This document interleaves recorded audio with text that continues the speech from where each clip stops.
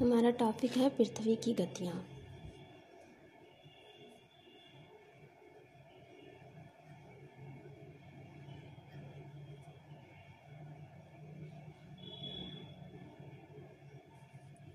पृथ्वी दो प्रकार की गतियाँ करती है।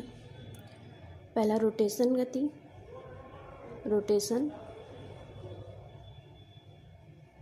दूसरा होता है रिवॉल्यूशन। रोटेशन को बोलते हैं घूर्णन गति, घूर्णन गति या परिभ्रमण गति। इसी को घूर्णन गति बोलते हैं, इसी को परिभ्रमण गति बोलते हैं, परिभ्रमण गति, और इसी को दैनिक गति भी बोलते हैं या दैनिक गति।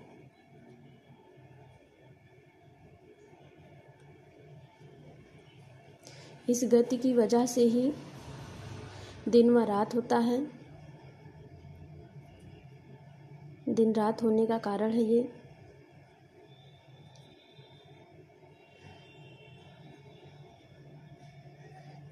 दूसरा है रिवॉल्यूशन।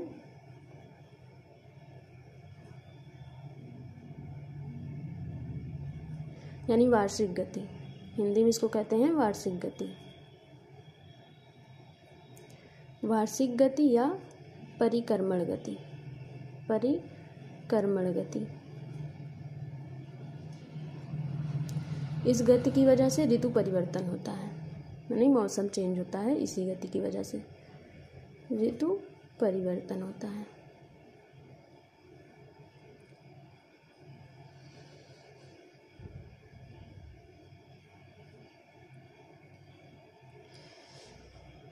अब हम बीच में बनाते हैं सन। यहाँ पे एक सन है, ये सन है।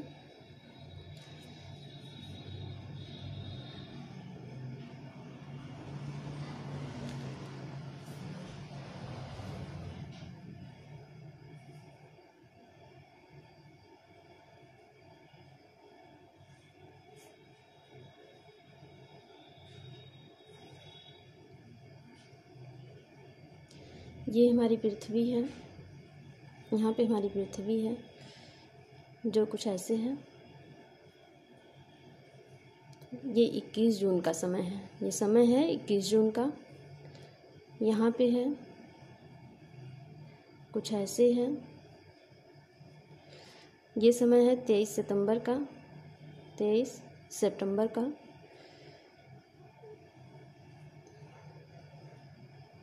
यहाँ पे कुछ ऐसे है। ये समय है 22 दिसंबर का, 22 दिसंबर का। यहाँ पे पृथ्वी है। ये समय है 21 मार्च का, 21 मार्च का।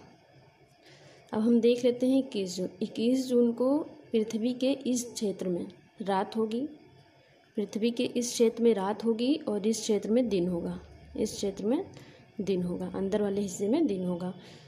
और 21 जून की स्थिति को बोलते हैं ग्रीष्म अयनात, ग्रीष्म अयनात। यहाँ 22 सितंबर, इसको बोलते हैं शरद विषु। 22 सितंबर को बोलते हैं शरद विषु। और इसमें दिन व रात बराबर होते हैं, दिन रात बराबर होते हैं। 22 दिसंबर, इसको बोलते हैं शीत अयनात, शीत अयनात। और यहाँ पे बोलते हैं वसंत ऋतु, वसंत विषु, वसंत विषु। यहाँ पर भी दिन व रात बराबर होते हैं, दिन व रात बराबर होते हैं। यानी क्वेश्चन पूछा जाए कि पृथ्वी पर किस दिन को या किस दिनांक को दिन व रात बराबर होते हैं, तो 23 सितंबर और 21 मार्च को दिन व रात बराबर होते हैं। उसके बाद अगला देखते हैं। यहाँ पे जो इसके और इसके बीच की दूरी है, ये दूरी है 1497 900 किलोमीटर, 900 किलोमीटर। और औसत दूरी इसकी ले लेते हैं, औसत ले लेते हैं 14.98 किलोमीटर, ये दूरी हो गई। अब हम एक स्थिति यहाँ पे देखते हैं कुछ इस तरीके से।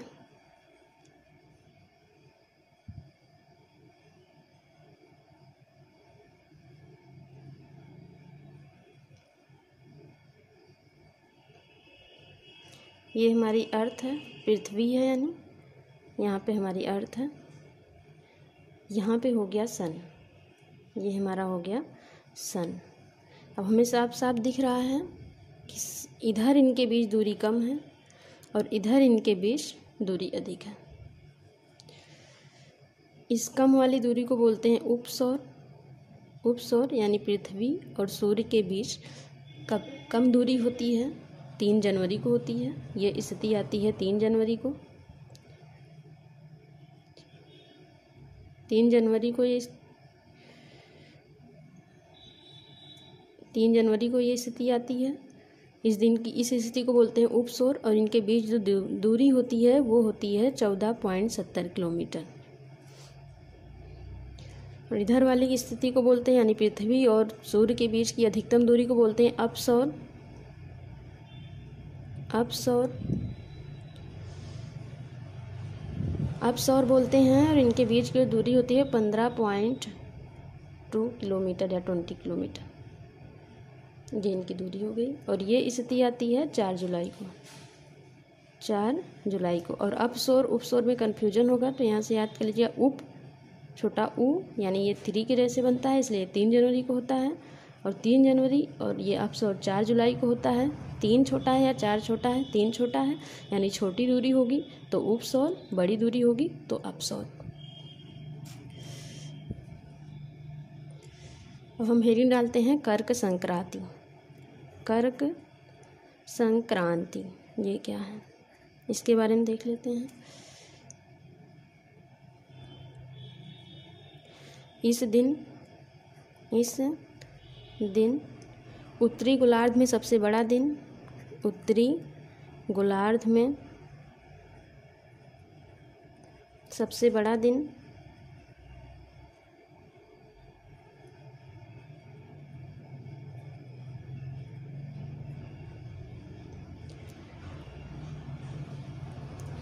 तथा सबसे छोटी रात होती है, तथा सबसे छोटी रात होती है।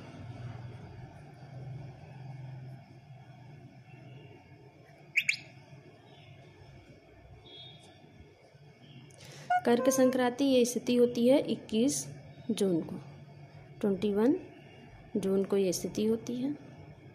अगली हेडिंग है मकर संक्रांति।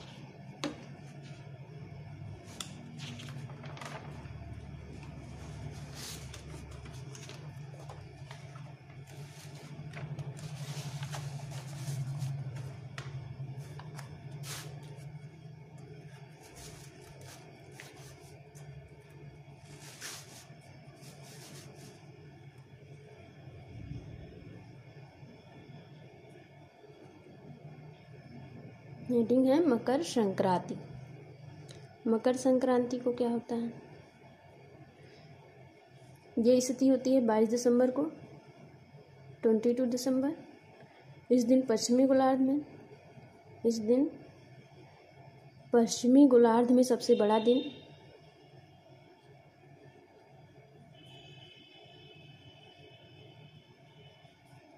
गोलार्ध में सबसे बड़ा दिन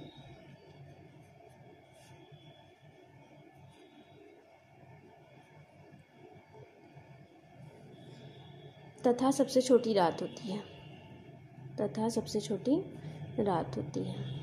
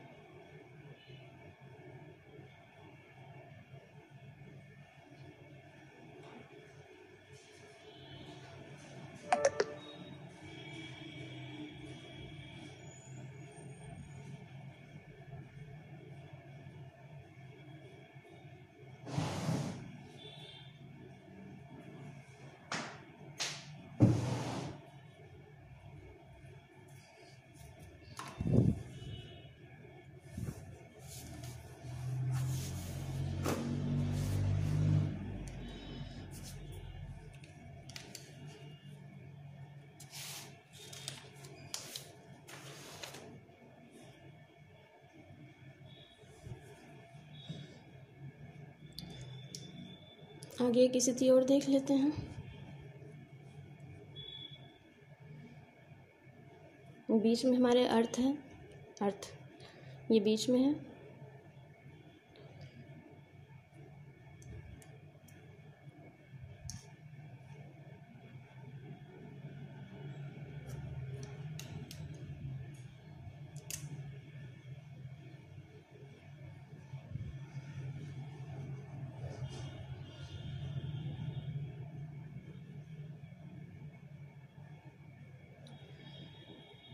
ये स्थिति कुछ इस हिसाब से है। यहाँ पे ये चंद्रमा की बात हो रही है, चंद्रमा है। फिर यहाँ पे चंद्रमा हमारा पहुँच जाता है। इसकी स्थिति किस हिसाब से है, यहाँ पे पूरी तरह फिर यहाँ से उठता है।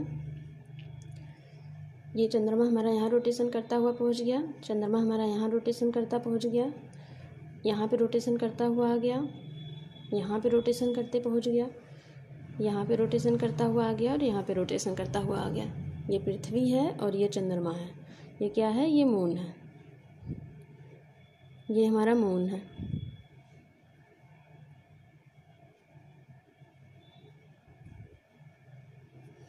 और इधर हमारा सन है। ये हमारा सन है।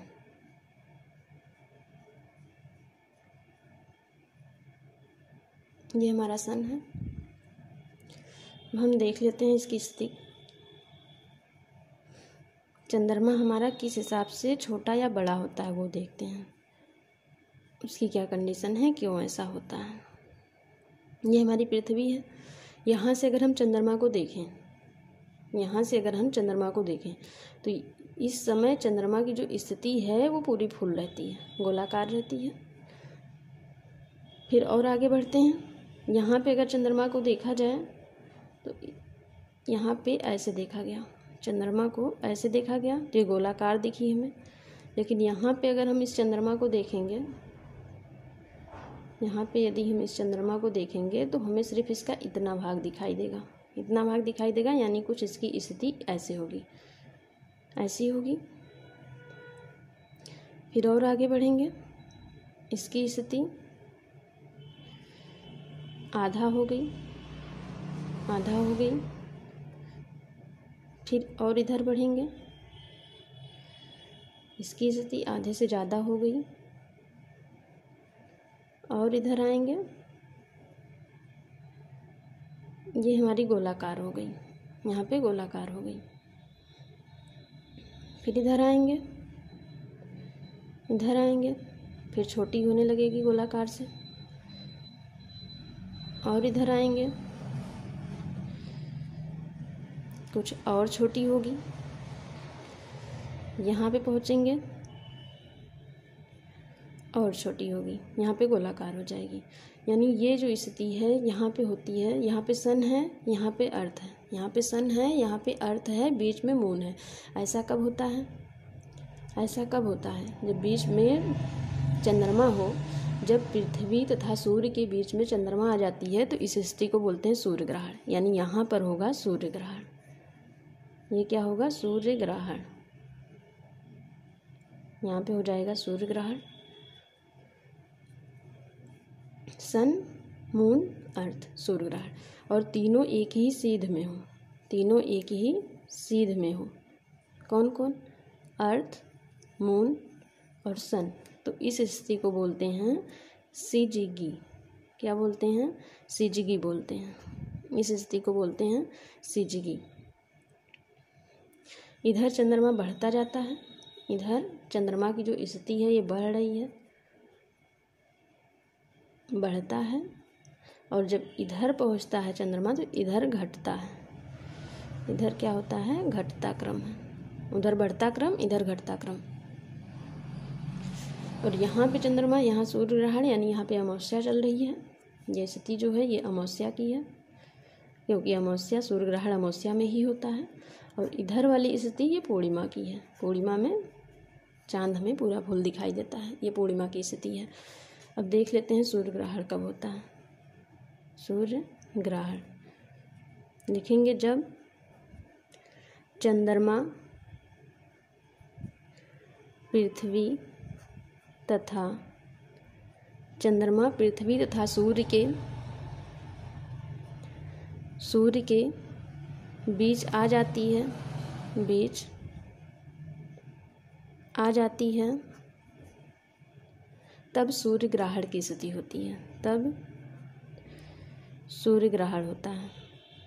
सूर्य ग्रहण होता है। सूर्य ग्रहण होता है। और यह कब होता है? यह अमावस्या को होता है। यह अमावस्या को होता है। इतना क्लियर है?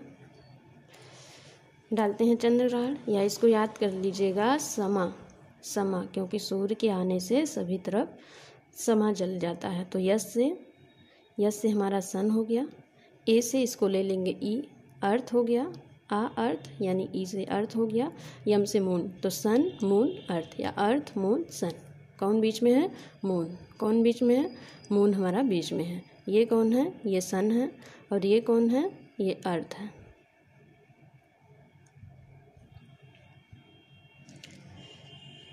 आगे देख लेते हैं चंद्र ग्रहण। चंद्र ग्रहण कब होगा? जब पृथ्वी, चंद्रमा तथा सूर्य के, जब पृथ्वी चंद्रमा तथा सूर्य के बीच आ जाती है। सूर्य के बीच आ जाती है। बीच आ जाती है तब क्या होता है? तब चंद्र ग्रहण होता है। तब चंद्र ग्रहण होता है। और यह स्थिति कब होती है? या पूर्णिमा को होती है। यह पूर्णिमा को होती है।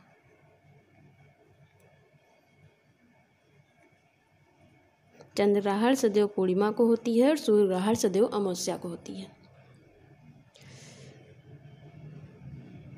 चंद्र ग्रहण तथा सूर्य ग्रहण तीनों, चंद्र ग्रहण तथा सूर्य ग्रहण तभी होगा जब तीनों एक सीध में होंगे। ये बात ध्यान देने वाली है। चंद्र ग्रहण अभी आपने ऊपर देखा, चंद्र ग्रहण यहाँ पे सूर्य ग्रहण होता है, तीनों एक सीध में है। दूसरा आपने पढ़ा चंद्र ग्रहण जब पृथ्वी बीच में होगी, किसके? मून और सन के। मून और सन के बीच में जब पृथ्वी होगी, क्यों? यहाँ पे पूर्णिमा है, यानी यहाँ पर क्या हो रहा है? चंद्र ग्रहण हो रहा है। चंद्र ग्रहण या सूर्य ग्रहण तभी होगा जब तीनों एक ही सीध में होंगे। जब तीनों एक ही सीध में होंगे।